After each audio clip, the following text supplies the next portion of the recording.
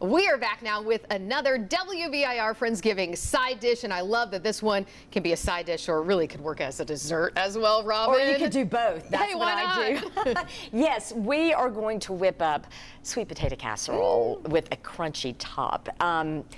So here's the truth. True confessions here, folks. I wish I could say that this was a recipe passed down from the generations. Nope. When I became an adult and we all went to Thanksgiving dinner and had to bring a side, I Googled and here we are. We've got sweet potato casserole, but I promise you, you will love this recipe. Went to all recipes. It's spot on. You know, you've tried this one. I've made the exact same recipe we found out. So trust me, this is going to be good. Okay. All right, how do you start? Okay, you start out with 2 large cans of sweet potatoes. These need to be drained of the syrup. And then you want to add, this is a half a cup of butter, which pretty much is 1 stick. Yes, yeah. So just throw that in there. Then you have, this is a half a cup of milk. Throw that in there. A full cup of sugar, full cup. So it's got to be, that's like why you it's said, sweet. nice and sweet, exactly. Then you're going to get a half a teaspoon of cinnamon, which makes it, you know, that kind of that holiday feel, if you will. A full teaspoon of vanilla. All the good stuff going in there. Oh, yeah, yeah. And I do love this combination, the flavor combination. And then, oops, a little bit more than that. So, hey, you know what? It'll work. We'll bake it off. And then last but not least for the filling, this is a teaspoon of salt. So really this is a texture thing. If you like it really creamy and smooth, you could put it in a mixer, but sure. I like a little texture with mine. I like it a little chunkier. So I break out this and I get my workout in for the day when I start going like this. And it can take a hot second, but that's what you want to do, is just really get it going. And if you don't want to do it, get the kids involved. Exactly. Have someone else be like, get the guy, hey, we're making everything else. You come in here and smash up the sweet potatoes. Exactly. Get everyone involved for sure. Now, one thing I do love about this too, though, is it is easy. It takes no time. And I don't have a lot of patience in the kitchen. So, you know, once again, this is easy to whip up. Okay, I'm going to give it 1 more, 2 more, 3 more good. Okay, maybe a few more. Okay. And it's nice when on Thanksgiving, if you were making all of these other complicated dishes, to sort of have one go-to that's easy, right? Exactly, because I mean, there's a lot to think about when you are hosting a Thanksgiving dinner. So to have that go-to, that easy, it makes all the difference. Oh, you know what I forgot? Sorry, folks. Oh, we forgot the eggs. The eggs. How can we forget the eggs? But here's the beauty. We're talking about easy. This is what you do. You just throw it in there. I have been known to leave out ingredients, but we caught this. But once again, it's as simple as this. And here's another thing I'll tell you about sweet potato casserole that I love. We're going to make a nut topping. At home, I make 1.5 because my son has a nut allergy. Oh, right. So I make one that has the nuts, as you'll see, and one that is nut-free. So this would be enough, honestly, depending upon the size of your dish, enough for 1.5, if you will. Oh yeah, that's an 8x8 or a 9x9? Yeah, it's an 8x8. It does call for a 9x9. It did not have a 9x9, so that's why you have extra. Exactly, and it really does end up working out well. You see, you can play with it too. How thick do you want it? I like mine pretty thick, actually. So because then you got to get a good ratio of the sweet potatoes to the topping, right? Absolutely. You don't want too much of one and not enough of the other. Would that do you, Britt? I think that looks great. Okay. So now it's time for the topping. This is super duper easy. So I've gone ahead and put a cup of flour in this mixing bowl. I am going to, let me grab that cup right there. That right there. This one? Yes. There you go. Now we're going to do a cup of pecans.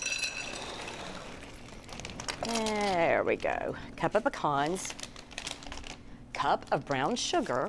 All the good stuff. I know, once again. That's what you want for a streusel topping. Exactly. It's all the goodness. Are you using dark brown sugar there? I am using dark brown sugar. I think you can really use whatever you want, but my preference is dark brown. So, okay, I think that looks like about it Looks good. Yeah. Throw that in there. And this right here is 1/3 cup melted butter. I gotta say, that's been a theme with the recipes we've made so far is we're not shy about using the butter in these dishes, and I'm not mad about it. Okay, I love Ina Garten. Yeah. Ina always uses butter, so, you know, follow what Ina says. Exactly. That's what I'm sticking with that. Okay, so you see it's coming together. Do it a few more times, and it really does just, once you bake it up, as you'll see, have a nice crunch and texture. You know, some people may not like the nuts, and they like the marshmallows. That's right. Do you like the marshmallows or the nut? No, believe it or not, I can't eat marshmallows because I'm a vegetarian and they have gelatin. And that is Makes honestly sense. one of the reasons I first looked for this recipe is because I wanted sweet potatoes that didn't have the marshmallows because that's such a typical thing. Yeah. So that's how I came across this recipe. Okay. So here we go. Yes, okay. Well, here we go is right. So this is incorporated. Now all you simply do, just put it on top like this. Okay. And then you have the oven preheating. Yes. It goes, is it 350? 350 Yep. for about 40 minutes. Eyeball it though, because what you want it to look like Ooh, here comes the big reveal. is, I'll move this out of the way for you. we'll put this. This is a little bit bigger one, but as you can see, the crumbling has really browned nicely. Can you smell it? Oh, it smells fantastic. I love it. It smells like the holidays. Yes, it does. And with that, happy holidays to you. Happy holidays indeed. If you would like this recipe, of course, you can get it along with all of the other ones, and maybe this can join your Thanksgiving table. We are now back with a pretty unique WBIR Friendsgiving side dish. Shay is joining us now. Tell us what you are going to make. Okay, so today we're going to make Lebanese grape leaves. Now, this recipe is going to be from my grandmother.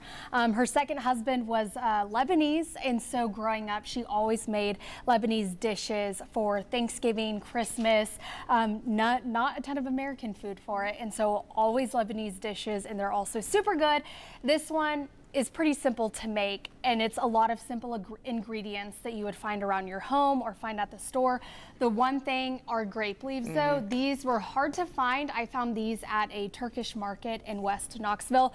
So if you do want to make these will be the most difficult thing to find, but that's where you can find them.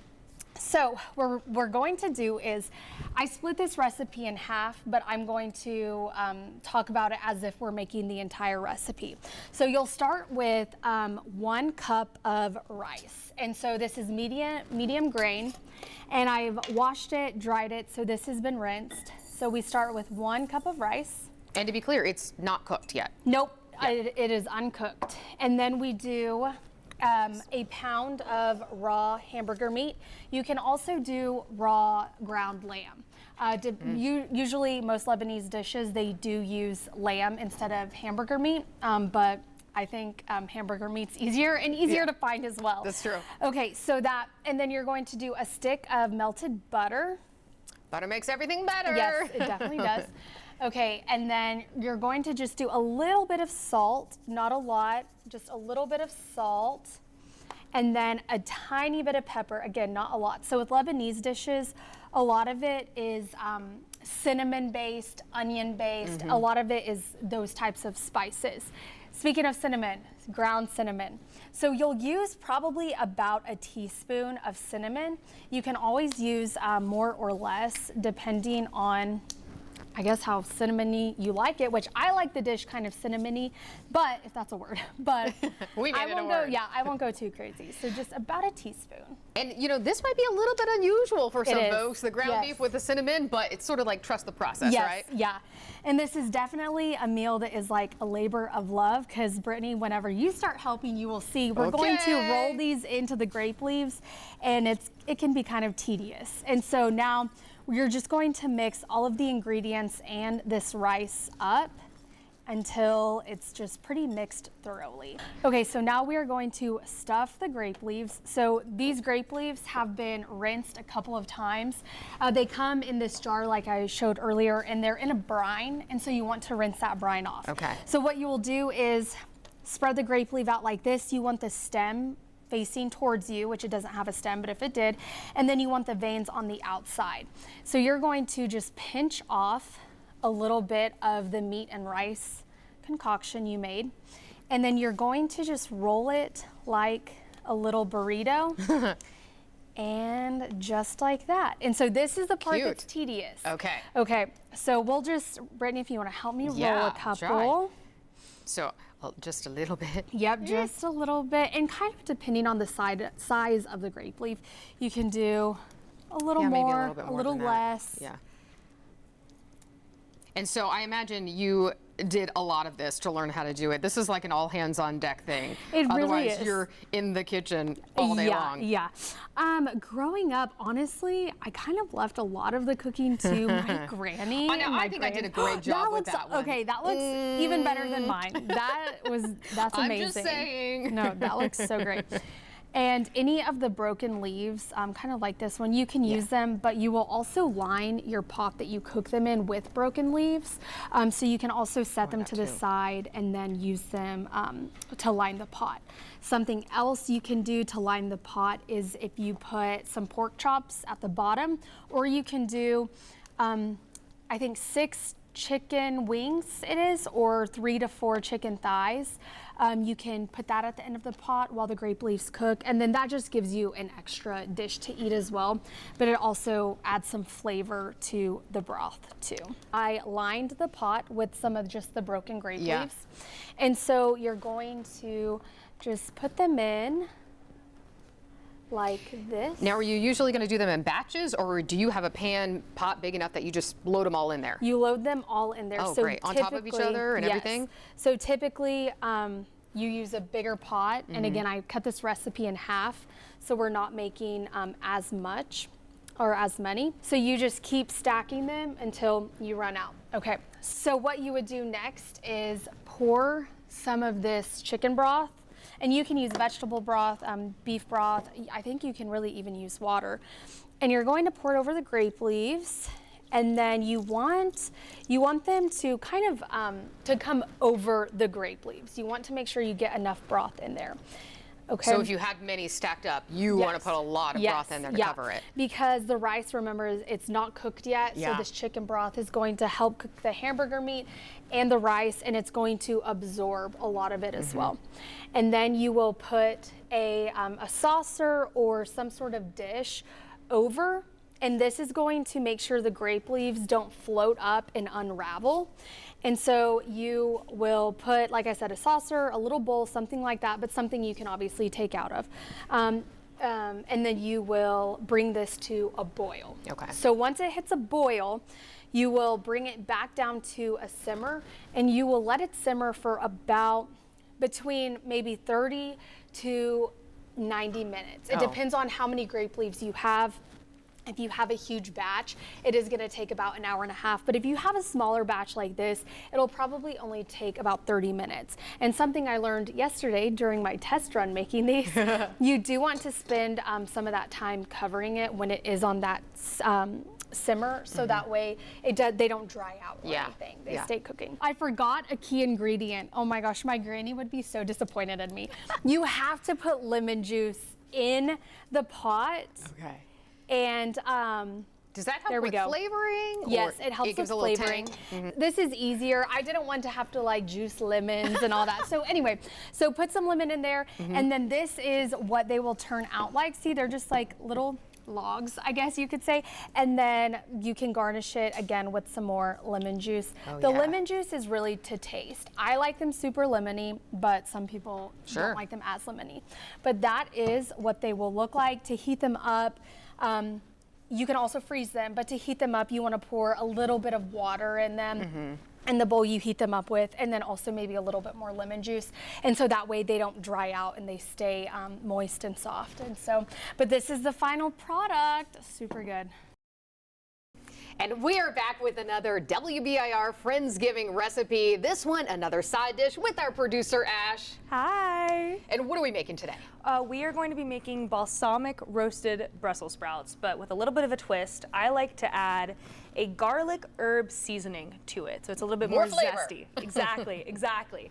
So it's super simple, super easy. This is all the ingredients you need. It's really important kind of how you prep them from here. Yes, yes. So we cut a little bit beforehand, but I have a couple left. So what you want to do is you want to make sure that you cut off this end piece enough because that doesn't really taste great. Yeah. So I like to cut those off, and then what you do is you're going to cut them in halves. Now usually when you cut Brussels sprouts in halves, a lot of these leaves don't like to stick. These ones are fine.